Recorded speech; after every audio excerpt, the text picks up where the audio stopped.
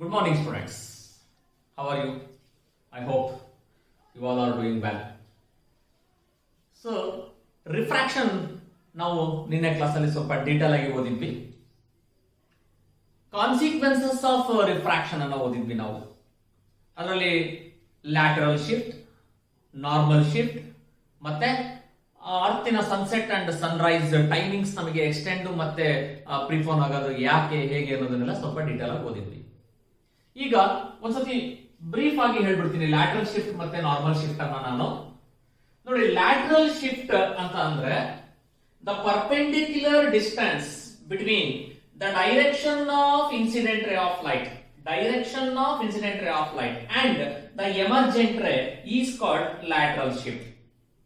ಯಾವಾಗ when a ray passing through a glass slab, provided condition ಏನಾಗಿರಬೇಕು, ಆ glass slab ಈ two sides parallel ಆಗಿರಬೇಕು, ಆಗ ಬರ್ತಕ್ಕಂತ perpendicular distance ಅನ್ನು ನಾವು lateral shift ಅಂತ ಕರೆದಿದ್ವಿ.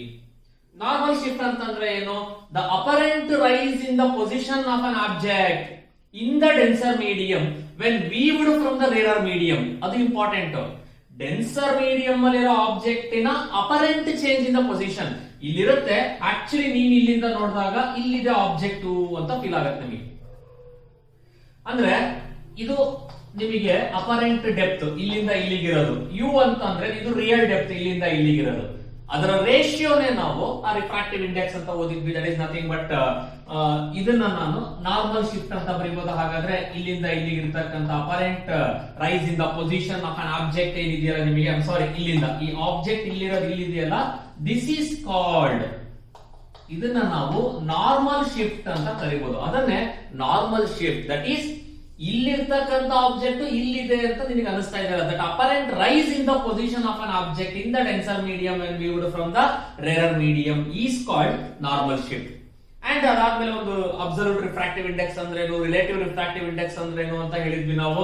ನೋಡಿ, if refractive index of the second medium with respect to first medium is equal to, basically Snell's law ಪ್ರಕಾರ it is nothing but a ratio of sin of angle of incidence to the sin of angle of refraction, or this can be written as what, n2 divided by n1. okay na? So ಹಾಗಾದ್ರೆ cross multiply ಮಾಡ್ಕೊಂಡ್ರೆ ನೀವು n1 sin I is equal to n2 sin R ಬರೀಬಹುದಾ? ಈ ತರ ಈ relation important. ನೀವು ಮುಂದೆ ತುಂಬಾ ಕಡೆ ಯೂಸ್ ಮಾಡ್ತೀವಿ, ಪ್ರಾಬ್ಲಮ್ಸ್ ಅಲ್ಲೆಲ್ಲ ಯೂಸ್ ಮಾಡ್ತೀವಿ. ನೆನಪಿಟ್ಕೊಳ್ಳಿ, that is n1 sin I is equal to n2 sin R. So ಇಷ್ಟು ಕ್ಲಾಸಸ್ ನಾವು ಓದಿದ್ವಿ. ಓಕೆನಾ? ಸೊ ಈಗ ನಾವು ನೆಕ್ಸ್ಟ್ ಟೋಟಲ್ ಇಂಟರ್ನಲ್ ರಿಫ್ಲೆಕ್ಷನ್ ಅಂದ್ರೆ ಏನು ಅಂತ ನೋಡೋಣ. ಸೊ TIR ಅಂತ ಶಾರ್ಟ್ ಅಲ್ಲಿ ಹೇಳ್ತೀವಿ ನಾವು, ಅಂದ್ರೆ ಟೋಟಲ್ ಇಂಟರ್ನಲ್ ರಿಫ್ಲೆಕ್ಷನ್. ನೋಡಿ, ಏನಾಗುತ್ತೆ ಟೋಟಲ್ ಇಂಟರ್ನಲ್ ರಿಫ್ಲೆಕ್ಷನ್ ಅಲ್ಲಿ ಅಂತ ಅಂದ್ರೆ, ಒಂದು ವಾಟರ್ ಸರ್ಫೇಸ್ ಅನ್ನ ಇಲ್ಲಿ ನೀವು ಕನ್ಸಿಡರ್ ಮಾಡ್ಕೊಳ್ಳಿ. Consider this is a surface of water. ಓಕೆನಾ? ಈಗ ಇಲ್ಲಿ ಕೆಳಗಡೆ ಯಾವುದೋ ಒಂದು ಇದರಲ್ಲಿ ಟಾರ್ಚ್ ಅನ್ನ ಇಟ್ಟಿದೀವಿ ನಾವು. ಇಲ್ಲಿ ಒಂದು ಟಾರ್ಚ್ ಅನ್ನ ಇಟ್ಟಿದೀವಿ ಅಂತ ಅಸಂಪ್ಷನ್ ಮಾಡ್ಕೊಳ್ಳಿ. This is A torch. ಓಕೆನಾ? ಇದು ಬೆಡ್ ಇದ್ದಂಗೆ, ಸಿ ಬೆಡ್ ಅಥವಾ ವಾಟರ್ ಬೆಡ್ ಕೆಳಗಡೆ ಎಂಡಿಂಗ್ ಇದ್ದಂಗೆ ಇಲ್ಲಿ ಟಾರ್ಚ್ ಅನ್ನ ಫಿಕ್ಸ್ ಮಾಡಿದೀನಿ ನಾನು. ಈಗ ಸಪೋಸ್ ಈ ಟಾರ್ಚ್ ಒಂದೇ ಡೈರೆಕ್ಷನ್ ಅಲ್ಲಿ ಲೈಟ್ ಎಮಿಟ್ ಮಾಡಲ್ಲ, it emits in all direction. The first case is if it emits A ray of light in this direction, ಅಂದ್ರೆ ನಾರ್ಮಲಿ ಇದ್ದಾಗ ಇಲ್ಲಿ angle of incidence 0 and angle of reflection is also 0 ಆಗಿರುತ್ತೆ. So ಇದು ಗೊತ್ತು ನಿಮಗೆ, already ನಾವು ಅದನ್ನ ಓದಿದೀವಿ. But suppose ಇದೇನಾದ್ರೂ ನಿಮಗೆ with this angle of incidence, so ಇದಕ್ಕೆ ಒಂದು ನಾರ್ಮಲ್ ಅನ್ನ ಡ್ರಾ ಮಾಡಿದರೆ, if you draw normal, so this is the angle of incidence. ಗೊತ್ತು ನಿಮಗೆ, ಇದು ವಾಟರ್ ಆಗಿರೋದ್ರಿಂದ ನಿಮಗೆ ಡೆನ್ಸರ್ ಮೀಡಿಯಂ ಆಯ್ತು. ಮೇಲ್ಗಡೆ ಏರ್ ಅಂತ ಅನ್ಕೊಳ್ಳಿ ನೀವು. ಅದನ್ನ ಏರ್ ಅಂತ ಅಂದ್ರೆ ನಿಮಗೆ rarer medium. Denser to rarer ಇದ್ದಾಗ ರಿಫ್ರಾಕ್ಷನ್ ಪ್ರಾಪರ್ಟಿ ಹೇಳಿದ್ದೆ ನಾನು. ಏನು? Refracted ray moving away from the normal. Actually ನಿಮ್ ಪ್ರಕಾರ ಇದು ಹೀಗೆ ಹೋಗ್ಬೇಕಿತ್ತು ಡೈರೆಕ್ಟ್ ಆಗಿ, ಆದ್ರೆ ಮೀಡಿಯಂ ಚೇಂಜ್ ಆಯ್ತಲ್ವಾ, ರಿಫ್ರಾಕ್ಟೆಡ್ ಅವೇ ಇದರಿಂದ ದೂರ ಹೋಗ್ಬೇಕು. ಲೈಕ್ ದಿಸ್, ಈ ಡೈರೆಕ್ಷನ್ ಅಲ್ಲಿ ಅದು ಟ್ರಾವೆಲ್ ಆಗುತ್ತೆ. Suppose another angle of incidence, ಇವಾಗ ಇನ್ನೊಂದು ಯಾವ್ದೋ ಆಂಗಲ್ ಆಫ್ ಇನ್ಸಿಡೆನ್ಸ್ ಇದೆ with this angle angle of incidence. ಓಕೆನಾ, ಇಲ್ಲಿ ಇನ್ನೂ ಒಂದು ನಾರ್ಮಲ್ ಅನ್ನು ನಾನು ಡ್ರಾ ಮಾಡ್ತೀನಿ. ಸೊ ಈ ನಾರ್ಮಲ್ ಅನ್ನ ಡ್ರಾ ಮಾಡಿದಾಗ this is angle of incidence. ಇದಕ್ಕಿಂತ ಜಾಸ್ತಿ ಇರಲೇಬೇಕಲ್ವಾ, ಅದು ವಾಟ್ ಎವರ್ 30 ಡಿಗ್ರಿ ಅಂದ್ರೆ ಇದೆಷ್ಟೋ 15 16 ಅಂತ ಅನ್ಕೊಳ್ಳಿ. ಇಲ್ಲೂ ಕೂಡ ಅಷ್ಟೇನೆ, ಇದು ಮೂವಿಂಗ್ ಅವೇ ಫ್ರಮ್ ದಿ ಏನಾಗಿರ್ಬೇಕು ನಿಮಗೆ normal. So moving away from the normal in this direction ಈ ರೀತಿ ಇರುತ್ತೆ. ಬಟ್ ಅಟ್ ಪರ್ಟಿಕ್ಯುಲರ್ ಆಂಗಲ್, ಇನ್ನ ಒಂದು ಲೈನ್ ಅನ್ನ ಈ ತರ ಎಳಿತಿದ್ದೀನಿ ನಾನು. At A particular angle, that is angle of incidence in the denser medium, ಏನಾಗುತ್ತೆ ನಿಮಗೆ ಇಲ್ಲಿ ಅಂದ್ರೆ ರಿಫ್ರಾಕ್ಟೆಡ್ ರೇ ಜಸ್ಟ್ ಗ್ರೇಸಸ್ ಅಂತ ಅಂದ್ರೆ like this, almost touches this surface of the water. It just grazes the given surface of the line or parallel, exactly parallel ಆಗಿರುತ್ತೆ ಅದಕ್ಕೆ. But exam ಅಲ್ಲಿ ನಾವು ಇದೇ ಲೈನ್ ಮೇಲೆ ಆರೋ ಮಾರ್ಕ್ ಹಾಕ್ತಿವಿ, which is not actually practically possible. Principle of reversibility ಪ್ರಕಾರ ಇದ್ರ ಮೇಲೆ ಆಕ್ಚುಲಿ ನಾವು ಆರೋ ಮಾರ್ಕ್ ಹಾಕಿ ತೋರಿಸ್ಲಿಕ್ಕೆ ಬರಲ್ಲ, ಬಟ್ ಟೆಕ್ಸ್ಟ್ ಬುಕ್ ಅಲ್ಲಿ ಹಾಗೆ ಇರೋದ್ರಿಂದ ಹಾಗೆ ತೋರಿಸೋಣ ಅಂತ ನೆಕ್ಸ್ಟ್ ಹೇಳ್ತೀನಿ ನಾನು. ಅಂದ್ರೆ ಈ ಆಂಗಲ್ ಏನಿದೆಯಲ್ಲ, this angle is called critical angle. I ಬರೆದು ಸಿ ಅಂತ ಬರೀತೀನಿ ಸಫಿಕ್ಸ್ ಅಲ್ಲಿ ನಾನು. This angle is called critical angle. So what is critical angle ಹಾಗಾದ್ರೆ? The angle of incidence in the denser medium for which angle of refraction is 90 degree. Angle of refraction ನಿಮಗೆ ಅಲ್ಲಿ 90 degree ಆಗಿರುತ್ತೆ. ಓಕೆನಾ? So ಹೇಗೆ actually ನೀವು ಅಂತಂದ್ರೆ exam ಅಲ್ಲಿ direct ಆಗಿ ಈ ತರ ಬರ್ತೀರಿ ಅದೇ ಲೈನ್ ಮೇಲೆ. I will just show you like this. ಓಕೆನಾ? ಈ ಪರ್ಟಿಕ್ಯುಲರ್ ಆಂಗಲ್ ಆಫ್ ಇನ್ಸಿಡೆನ್ಸ್ ಗೆ angle of refraction is 90 degree with respect to normal. ಯಾವ ಆಂಗಲ್ ಗೆ ನಿಮಗೆ ಆಂಗಲ್ ಆಫ್ ರಿಫ್ರಾಕ್ಷನ್ 90 ಡಿಗ್ರಿ ಇರುತ್ತೋ that angle is called critical angle. So critical angle ಇದು exam ಗೆ 1 ಮಾರ್ಕಿಗೆ ತುಂಬಾ ಇಂಪಾರ್ಟೆಂಟ್ ಕ್ವಶನ್. 1 ಮಾರ್ಕಿಗೆ ಕೇಳ್ತಾನೆ. ಏನಂತ ಬರೆಯೋಣ ಕ್ರಿಟಿಕಲ್ ಆಂಗಲ್ ಅಂದ್ರೆ? It is the angle of incidence in the denser medium. ಇದು ಇಂಪಾರ್ಟೆಂಟ್. ಆ ಮೀಡಿಯಂ ಅನ್ನ ನೀವು ಹೇಳಲೇಬೇಕು. Angle of incidence in the denser medium for which ಏನಾಗಬೇಕು ನಿಮಗೆ ಅಲ್ಲಿ angle of refraction is 90 degree. Angle of refraction is 90 degree ಇರುತ್ತೆ. But actually ಏನಾಗುತ್ತೆ ನಿಮಗೆ ರಿಫ್ರಾಕ್ಟೆಡ್ ರೇ ಅಂದ್ರೆ just grazes the surface of water. ನಾವು ಅದನ್ನ ಡಯಾಗ್ರಾಮ್ ಅಲ್ಲಿ ಮೇಲ್ಗಡೆ ಫಸ್ಟ್ ಬರ್ದು ತೋರಿಸಿದ್ವಲ್ವಾ, actually that is the case. But ಇದೇ ತರ ನಾವು ಡಯಾಗ್ರಾಮ್ ಅನ್ನ ಎಕ್ಸಾಮ್ ಅಲ್ಲಿ ಬರೀಬೇಕಾಗಿರೋದ್ರಿಂದ ಇದನ್ನೇ ನೀವು ಕ್ಯಾರಿ ಮಾಡ್ಕೋಬೇಕು. ಇದು ಒಂದು ಕೇಸ್ ಆಯ್ತಪ್ಪ. But as you all know that ನಾವು ಇಷ್ಟಕ್ಕೆ ಸುಮ್ಮನಾಗರಲ್ಲ. ಸೈನ್ಸ್ ಅಂದ್ರೆ ಕ್ಯೂರಿಯಾಸಿಟಿ ನಮಗೆ. ಇನ್ನು ಸಪೋಸ್ ಏನಾದ್ರು ಇದಕ್ಕಿಂತ ಆಂಗಲ್ ಆಫ್ ಇನ್ಸಿಡೆನ್ಸ್ ಜಾಸ್ತಿ ಆದ್ರೆ ಏನಾಗ್ಬೋದು ಅದನ್ನ ಇವಾಗ ನೀವು ಯೋಚನೆ ಮಾಡಿದ್ರಿ ಅಂತಂದ್ರೆ ಓಕೆನಾ. So further angle of incidence ನಿಮಗೆ ಇದಕ್ಕಿಂತ ಜಾಸ್ತಿ ಆದ್ರೆ ಹಾಗಾದ್ರೆ ಇಲ್ಲಿ ನೀನು ನಾರ್ಮಲ್ ಅನ್ನ ಪ್ಲಾಟ್ ಮಾಡಿದೆ ಅಂತ ಅಂದ್ರೆ ಓಕೆನಾ. So this angle is greater than critical angle. ಈ ಆಂಗಲ್ ಆಫ್ ಇನ್ಸಿಡೆನ್ಸ್ ಇದೆಯಲ್ಲ ಗ್ರೇಟರ್ ದ್ಯಾನ್ ಕ್ರಿಟಿಕಲ್ ಆಂಗಲ್ ಇದೆ ಅಲ್ವಾ. ಈ ಇನ್ಸಿಡೆಂಟ್ ರೇ ಏನಿದೆಯಲ್ಲ by following the loss of reflection it reflected back in the same medium. ಮತ್ತೆ ವಾಪಸ್ ಅದೇ ಮೀಡಿಯಂ ಅಲ್ಲೇ ರಿಫ್ಲೆಕ್ಟ್ ಆಗುತ್ತೆ. This phenomenon is called total internal reflection. ಈ ಫೆನಾಮಿನನ್ ನಾವು ಟೋಟಲ್ ಇಂಟರ್ನಲ್ ರಿಫ್ಲೆಕ್ಷನ್ ಅಂತೀವಿ. ನೋಡಿ ಬಹಳ ಬ್ಯೂಟಿಫುಲ್ ಕಾನ್ಸೆಪ್ಟ್ ಇದು. ಚೆನ್ನಾಗಿ ಅರ್ಥ ಮಾಡ್ಕೋಬೇಕಷ್ಟೇ ನಾವು. ನಾನು ಅದಕ್ಕೆ ಸ್ವಲ್ಪ ಡಯಾಗ್ರಾಮ್ ದೊಡ್ಡದಾಗೆ ಬಂದು ನಿಮಗೆ ತೋರಿಸ್ತಾ ಇದ್ದೀನಿ. ಓಕೆನಾ. First what is critical angle? Angle of incidence in the denser medium for which angle of refraction is 90 degree. Okay, ಒಂದ್ ಕೇಸ್ ಮುಗೀತು. ಇದು ಆಂಗಲ್ ಆಫ್ ಇನ್ಸಿಡೆನ್ಸ್. ಓಕೆನಾ. ಎರಡನೇದು what is total internal reflection? It is the condition in which when a ray of light incident on the surface of water from the denser medium where angle of incidence is greater than critical angle. This condition is very important. Angle of incidence is greater than critical angle. The reflected ray comes back to the same medium. ಅಂದ್ರೆ it get reflected to the same medium ಅಂತ ಅರ್ಥ. This phenomenon is called total internal reflection. ಇದನ್ನೇ ನಾವು total internal reflection ಅಂತ ಕರಿತೀವಿ. And again ಇದಕ್ಕಿಂತ ಮತ್ತೆ ಜಾಸ್ತಿ ಆಗ್ತಾ ಹೋದ್ರೆ ಎಲ್ಲದೂ ಕೂಡ ಏನಾಗ್ತಾ ಹೋಗುತ್ತೆ ನಿಮಗೆ ಅಲ್ಲಿಗೆ ಟೋಟಲಿ ಇಂಟರ್ನಲ್ ರಿಫ್ಲೆಕ್ಟ್ ಆಗುತ್ತೆ. ನೋಡಿ ಇದನ್ನ ನಾನು ಇವಾಗ ಒಂದು ಸಣ್ಣ ಡಯಾಗ್ರಾಮ್ ಅಲ್ಲಿ ತೋರಿಸ್ಬಿಡ್ತೀನಿ ನೀಟಾಗಿ ಎಕ್ಸಾಮ್ ಅಲ್ಲಿ ಬರೆಯೋದಾದ್ರೆ ನೀವು. So this is the surface of water. So ಇಲ್ಲಿ ಕೆಳಗಡೆ ಎಲ್ಲೋ ಒಂದು ಟಾರ್ಚ್ ಅನ್ನ ಇಟ್ಟಿರ್ತೀರಾ. This is the normal incident where I is equal to 0, R is equal to 0. Just ಒಂದು ರೇ ತೋರಿಸ್ತೀನಿ ಅಷ್ಟೇ ನಾನು ಇಲ್ಲಿ. ಸೊ ಈ ರೇ ನಿಮಗೆ moving away from the normal ಆಗಿರುತ್ತೆ ಲೈಕ್ ದಿಸ್. ಎಷ್ಟು ಆಂಗಲ್ ಆಫ್ ಇನ್ಸಿಡೆನ್ಸ್ ಇದೆ, ಇದು ಆಂಗಲ್ ಆಫ್ ರಿಫ್ರಾಕ್ಷನ್ ಆಗಿರುತ್ತೆ. Next with an angle that is the critical angle at which ray just grazes the surface ಅಥವಾ angle of refraction is 90 degree. So ಇಲ್ಲಿ with respect to normal ಇದು angle of incidence ಆದ್ರೆ angle of refraction 90 degree ಇರುತ್ತೆ. ಇದನ್ನ ನಾವು ಏನಂತ ಕರೆದ್ವಿ, critical angle ಅಂತ ಕರೆದ್ವಿ. ನಾನು ಡಿಫರೆಂಟ್ ಕಲರ್ ಅಲ್ಲಿ ಬರೀತೀನಿ ಇವಾಗ. ಟೋಟಲ್ ಇಂಟರ್ನಲ್ ರಿಫ್ಲೆಕ್ಷನ್ ಗೆ ದಿಸ್ ಒನ್ ಆರೋ ಮಾರ್ಕ್ ಸ್ವಲ್ಪ ಹಿಂದ್ಗಡೆ ಬರ್ದಿರಲ್ಲ, ಕನ್ಫ್ಯೂಷನ್ ಬೇಡ. Okay, yes. ಈಗ ನೋಡಿ ಇದು ಟೋಟಲಿ ಇಂಟರ್ನಲ್ ರಿಫ್ಲೆಕ್ಟೆಡ್ ರೇ ಆಗುತ್ತೆ. ಕಂಡೀಷನ್ ಏನಪ್ಪಾ ಟೋಟಲ್ ಇಂಟರ್ನಲ್ ರಿಫ್ಲೆಕ್ಟಿಂಗ್ ಅಂದ್ರೆ angle of incidence should be greater than critical angle. ಓಕೆನಾ? ಆಗ ದಿಸ್ ರೇ ಗೆಟ್ ರಿಫ್ಲೆಕ್ಟೆಡ್ ಬ್ಯಾಕ್. ಹಾಗಾದ್ರೆ ಈ ಆಂಗಲ್ ಏನಾಗಿರುತ್ತೆ, ಈ ಆಂಗಲ್ ಎಷ್ಟಿರುತ್ತೋ ಇದು ಕೂಡ ಅಷ್ಟೇ ಇರಬೇಕಲ್ಲ. That is I is greater than IC.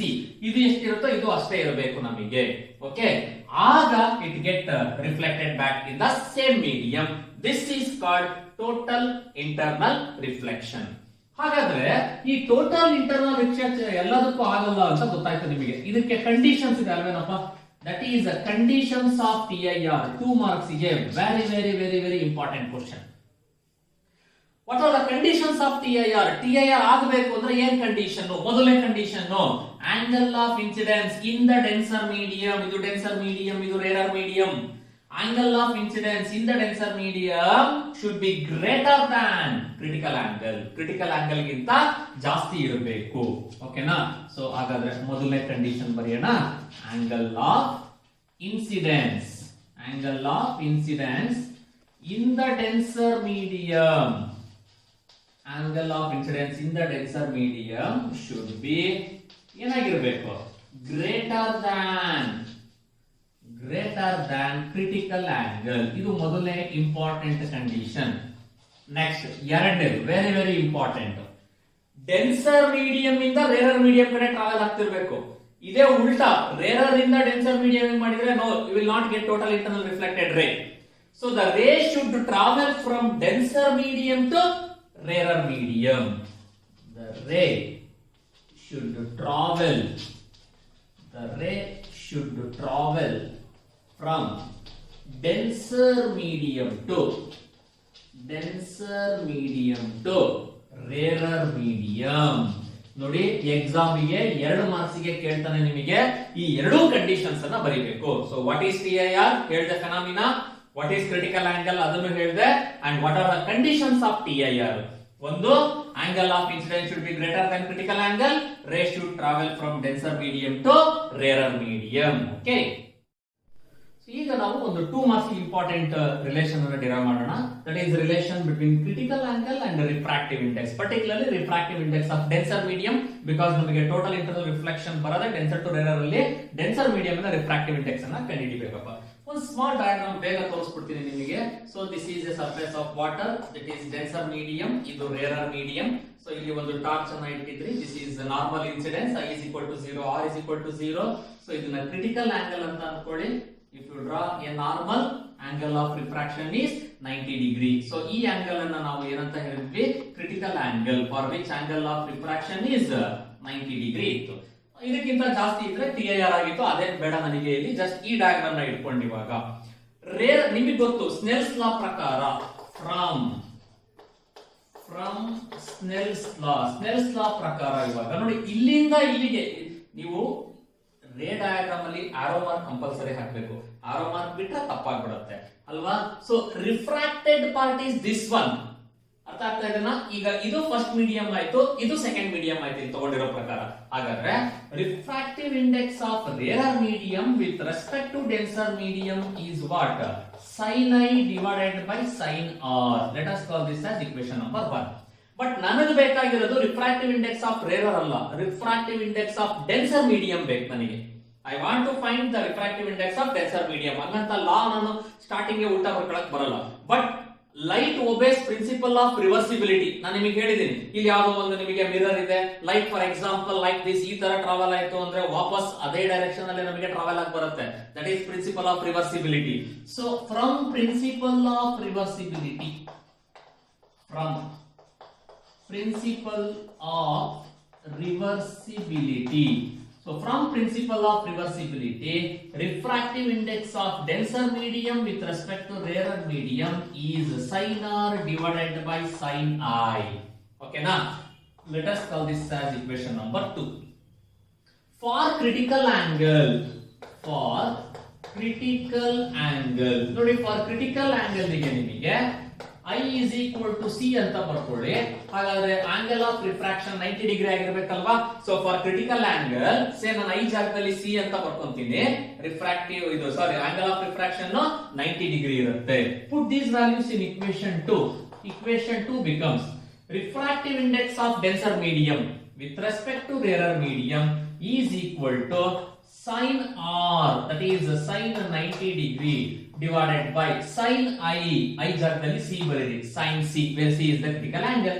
Therefore refractive index of denser medium with respect to rarer medium is 1. The value of sin 90 degree is 1 divided by sin C.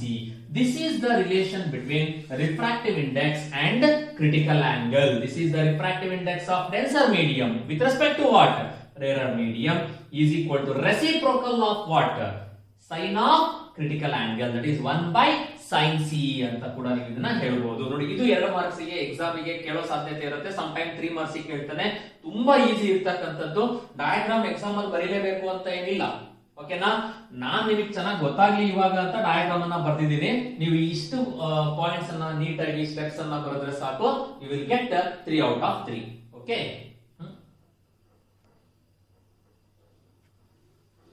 So ಈಗ illustrations of TIR ಮತ್ತೆ applications of TIR ಅನ್ನು ನೋಡೋಣ.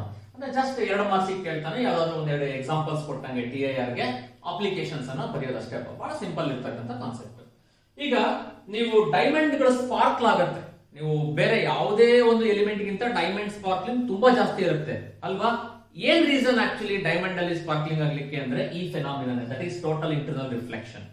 Okay, so for every angle of incidence which is greater than critical angle, ಅದು reflect ಆಗ್ತಾ ಹೋಗುತ್ತೆ inside. Multiple of reflection ಆಗಿ ನಿಮಗೆ sparkling ಜಾಸ್ತಿ ಇರುತ್ತೆ. That is the best illustration for TIR. Sparkling of diamond is due to TIR. ನೀವು ಯಾವಾಗ್ಲಾದ್ರೂ road ಅಲ್ಲಿ ನಡ್ಕೊಂಡು ಹೋಗ್ತಾ ಇರ್ಬೇಕಾದ್ರೆ ರೋಡ್ ಅಲ್ಲಿ ಏನಾದ್ರೂ ನೀರು, ಎಣ್ಣೆ ಅಥವಾ ಬಿದ್ದಾಗ ಅಲ್ಲಿ ಕಲರ್ ನಿಮಗೆ ಕಾಣ್ತಾ ಇರುತ್ತೆ. That is mirages ಅಂತ ಹೇಳ್ತೀವಿ ನಾವು ನಿಮಗೆ. Some different colors which appears on the surface of that water. It is only because of multiple reflection. That is nothing but especially TIR. ಅಲ್ಲಿ ಟೋಟಲ್ ಇಂಟರ್ನಲ್ ರಿಫ್ಲೆಕ್ಷನ್ ಆಗಿರೋದ್ರಿಂದ ಮಾತ್ರ ನಿಮಗೆ ಆ ತರ ಮಿರೇಜಸ್ ಅಲ್ಲಿ ಅಪಿಯರೆನ್ಸ್ ಆಗುತ್ತೆ. So appearance of mirages is due to what? TIR. And similarly appearance of rainbow ನೀವೆಲ್ಲ ನೋಡ್ತಾ ಇರ್ತೀರಲ್ಲ, again it is because of what? TIR. dispersion ಆಗುತ್ತೆ. dispersion ಆದ್ಮೇಲೆ complete totally internal reflected. Air bubble coming up in water appears silvery. Water ಇಂದ ಮೇಲೆ ಬರ್ತಕ್ಕಂಥ air bubble ನಿಮಗೆ ನೋಡ್ಲಿಕ್ಕೆ silvery ತರ ಕಾಣುತ್ತೆ. Again it is due to what? TIR. ಇದು ಕೂಡ TIR. Surface of empty test tube immersed in water appears silvery. It is also due to what? TIR. ಅಂದ್ರೆ ಇವೆಲ್ಲ ಜಸ್ಟ್ ಒಂದು ಇಲಿಸ್ಟ್ರೇಷನ್ ಕೊಟ್ಟಾಗೆ ಯಾವ್ದಾದ್ರೂ ನೀವು ಮಿನಿಮಮ್ 2 ಇಲಿಸ್ಟ್ರೇಷನ್ಸ್ ಅನ್ನ ನೆನಪಿಟ್ಕೊಳ್ಳಿ, ಎಕ್ಸಾಮ್ ಗೆ ಇಂಪಾರ್ಟೆಂಟ್. ಬಟ್ ಅದಕ್ಕಿಂತ ಇಂಪಾರ್ಟೆಂಟ್ ಆಕ್ಚುಲಿ 2 ಮಾರ್ಕ್ಸ್ ಗೆ applications. Applications of TIR is more important. So applications of TIR. So artificial diamonds are made to sparkle using TIR. ಈಗ ಆರ್ಟಿಫಿಷಿಯಲ್ ಡೈಮಂಡ್ಸ್ ಗಳನ್ನ ready ಮಾಡ್ತಾರಲ್ಲ, because diamonds is two expensive ಆಗಿರೋದ್ರಿಂದ ಕೊಂಡ್ಕೊಳಕ್ ಆಗಲ್ಲಪ್ಪ. So ಹಾಗಾಗಿ artificial diamonds ಅನ್ನ ready ಮಾಡ್ತಾರೆ. ಆದ್ರೆ basic property ಏನು diamond ಇಂದು? Sparkling ಬರಬೇಕು. ಆ ಸ್ಪಾರ್ಕ್ಲಿಂಗ್ ಬರಬೇಕು ಅಂದ್ರೆ ಇದೇ ಫೆನಾಮಿನನ್ ಯೂಸ್ ಮಾಡ್ತಾರೆ, that is TIR. So artificial diamonds are made to sparkle using TIR and they are used in optical fibers. ಈ total internal reflection to send messages from one place to other. Messages ನಾವು optical fibre ಅಂತಂದ್ರೆ ನಿಮಗೆ just like ಒಂದು transparent solid ಇದ್ದಾಗೆ ಅಷ್ಟೇ ನಿಮಗೆ ಅದು. ಓಕೆನಾ? ಸೊ ಟ್ರಾನ್ಸ್ಪರೆಂಟ್ ಸಾಲಿಡ್ ಇದ್ದಾಗೆ ಇದರಲ್ಲಿ ನಿಮಗೆ 2 ಇರುತ್ತೆ. ನಾಳೆ ಕ್ಲಾಸ್ ಅಲ್ಲಿ ನಾವು ಅದನ್ನು ಓದ್ತೀವಿ. ಆಕ್ಚುಲಿ ಕೋರ್ ಮತ್ತೆ ಕ್ಲಾಡಿಂಗ್ ಅಂತ ಇರುತ್ತೆ. ಸೊ ಇಲ್ಲಿ ನಾವು ಈ TIR ಫೆನಾಮಿನನ್ ಯೂಸ್ ಮಾಡ್ತಾರೆ.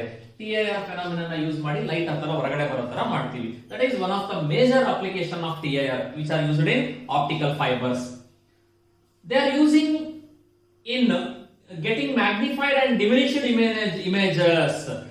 Images ಅನ್ನ ಡಿಮಿನಿಶ್ ಮಾಡ್ಲಿಕ್ಕೆ ಅಥವಾ ಮ್ಯಾಗ್ನಿಫೈ ಮಾಡ್ಲಿಕ್ಕೆ with respect to optical fibres ನಾವು ಈ TIR ಕಾನ್ಸೆಪ್ಟ್ ಅನ್ನ ಯೂಸ್ ಮಾಡ್ತೀವಿ. Using TIR, a ray of light can be made to turn 90 degree with total reflecting prism. That is the periscopes. Medical field ಅಲ್ಲಿ use ಮಾಡ್ತೀವಿ. ಇದನ್ನ very important ನಿಮಗೆ ನೋಡಿ. ಈಗ ಇಲ್ಲಿ ಯಾವುದೋ ಒಂದು ನಿಮಗೆ ಟೋಟಲ್ ರಿಫ್ಲೆಕ್ಟಿಂಗ್ ಪ್ರಿಸಮ್ ಇದೆ ಅಂತ ಅಸಂಪ್ಷನ್ ಅನ್ನ ಮಾಡ್ಕೊಳ್ಳಿ. ಸೊ ಇದು 90 ಡಿಗ್ರಿ ಇದೆ ಅಂತ ಅಂದ್ರೆ ಹಾಗಾದ್ರೆ ಇದು 45 ಡಿಗ್ರಿ ಇರಬೇಕು. ಇದು ಕೂಡ ನಿಮಗೆ 45 ಡಿಗ್ರಿ ಇದೆ ಅಪ್ಪ. ಓಕೆನಾ?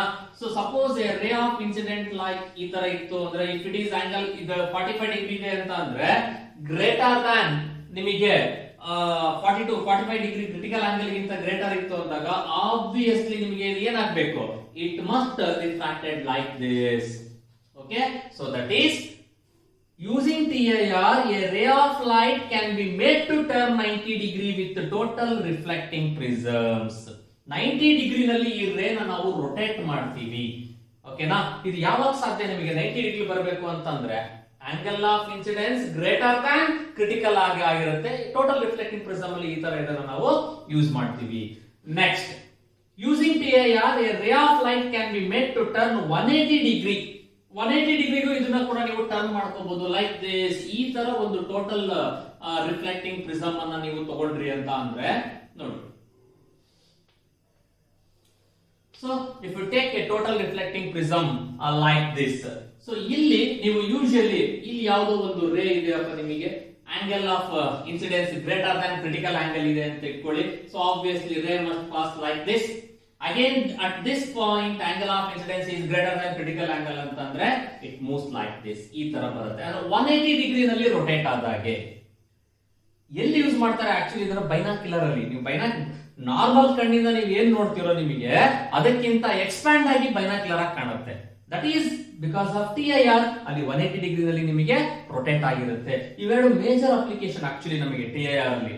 You can rotate the ray of light by 90 degree or you can rotate the ray of light by 180 degree using total reflecting prisms. 90 degree ಇದ್ದಾಗ periscopes ಅಲ್ಲಿ ಯೂಸ್ ಮಾಡ್ತೀವಿ ಮೆಡಿಕಲ್ ಫೀಲ್ಡ್ ಅಲ್ಲಿ, and ಇನ್ನೊಂದು ಯಾವುದು ಬೈನಾಕ್ಯುಲರ್ ಅಲ್ಲಿ ಯೂಸ್ ಮಾಡ್ತೀವಿ 180 degree ಇದ್ದಾಗ. And similarly to get the upright images, ಅಂದ್ರೆ ಇನ್ವರ್ಟೆಡ್ ಆಬ್ಜೆಕ್ಟ್ ಅಲ್ಲಿ ನಮಗೆ ಅಪ್ರೈಟ್ ಇಮೇಜ್ ಬೇಕು ಅಥವಾ ಎರೆಕ್ಟ್ ಇಮೇಜ್ ಬೇಕು ಅಂದ್ರೂ ಕೂಡ ಇದನ್ನೇ ಯೂಸ್ ಮಾಡ್ತೀವಿ. ಈಗ ಫಾರ್ ಎಕ್ಸಾಂಪಲ್ ಇದು ಯಾವುದೋ ಒಂದು ಆಬ್ಜೆಕ್ಟ್ ಈ ತರ ಇದೆ ಅಂತ ಇಟ್ಕೊಳ್ಳಿ. ಓಕೆನಾ? ನೋಡಿ,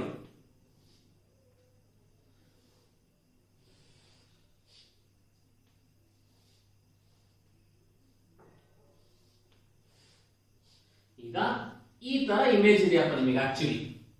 so after passing through this total reflecting prism ಮುಖ ಪಾಸ್ ಆದಾಗ with the help of TIR you will get upright image ಸಿಗುತ್ತೆ ಅಥವಾ ಎರೆಕ್ಟ್ ಇಮೇಜಸ್ ಸಿಗುತ್ತೆ ನಿಮಗೆ. So these are the applications of total internal reflection. ಓಕೆನಾ? ಎಕ್ಸಾಮ್ ನಿಮಗೆ ಏನ್ ಕೇಳ್ತಾರೆ? Write any two uses of TIR or write any two applications of TIR. ಯಾವ್ದಾದ್ರು ಎರಡು ಅಪ್ಲಿಕೇಶನ್ಸ್ ಅನ್ನ ಬರೀರಿ ನೀವು. ನೀವೇನ್ ಕಾನ್ಸೆಪ್ಟ್ ಯಾವ್ದು ಎಕ್ಸ್ಪ್ಲೈನ್ ಮಾಡೋ ನೀಡ್ ಇಲ್ಲ. And don't need to write a diagram also. ನಾನು ನಿಮಗೆ ಗೊತ್ತಾಗ್ಲಿ ಅಂತ ಅಷ್ಟೇ ಇದು ಡಯಾಗ್ರಾಮ್ ಬರೋದು ತೋರಿಸಿದ್ದು. 90 ಡಿಗ್ರಿ ರೊಟೇಷನ್ ಅಂದ್ರೆ ಹೆಂಗ್ ರೊಟೇಟ್, 180 ಡಿಗ್ರಿ ರೊಟೇಷನ್ ಅಂದ್ರೆ ಹೆಂಗ್ ರೊಟೇಷನ್ ಅಂತ ತೋರಿಸ್ಲಿಕ್ಕೋಸ್ಕರ ಡಯಾಗ್ರಾಮ್ ಬರ್ತಿದ್ದು. ಬಟ್ ಇವೆಲ್ಲ ಟೋಟಲ್ ರಿಫ್ಲೆಕ್ಟಿಂಗ್ ಪ್ರಿಸಮ್ ಗಳನ್ನ ಯೂಸ್ ಮಾಡ್ಕೊಂಡೆ ನಾವು ಮಾಡ್ತಕ್ಕಂಥದ್ದು. Artificial diamonds are made to sparkle, ಬಹಳ important application used in optical fibres. ಇವೆರಡು ತುಂಬಾ ಇಂಪಾರ್ಟೆಂಟ್ ಅಪ್ಲಿಕೇಶನ್. ಉಳಿದವು ಕೂಡ ಇಂಪಾರ್ಟೆಂಟ್. ನಿಮಗೆ ಯಾವ್ದು ಬೇಕಾದ ಎರಡನ್ನ ಬರೀಬೇಕು. ಇಲಿಸ್ಟ್ರೇಷನ್ ಕೇಳಿದ್ರೆ ಅಲ್ಲೂ ಅಷ್ಟೇ. Sparkling of diamond due to TIR, appearance of mirages that is nothing but ಎಲ್ಲೋ ನೀವು ಕಾರಲ್ಲಿ ಹೋಗ್ತಾ ಇರ್ತೀರಾ, ಆಕ್ಚುಲಿ ಮುಂದೆಲ್ಲೋ ರೋಡ್ ಮೇಲೆ ನೀರಿದೆ ಅಂತ ಅನ್ಕೊಂತೀರಾ, ಬಟ್ ಆಕ್ಚುಲಿ ನೀರಿರಲ್ಲ. ನಿಮಗೆ ನೋಡ್ಲಿಕ್ಕೆ ನೀರಿದೆ ಅಂತ ಅನ್ಸುತ್ತೆ, ಬಟ್ ಆಕ್ಚುಲಿ ಅಲ್ಲಿ ನೀರಿರೋದಿಲ್ಲ. That is nothing but appearance of what? Mirages. ಅದು ಕೂಡ ನಮಗೆ because of TIR. And appearance of rainbow is due to TIR. ಯಾವ್ದಾದ್ರು ಒಂದೆರಡು ಇಲಿಸ್ಟ್ರೇಷನ್ಸ್ ನೀವು ಬರೀಬೇಕು.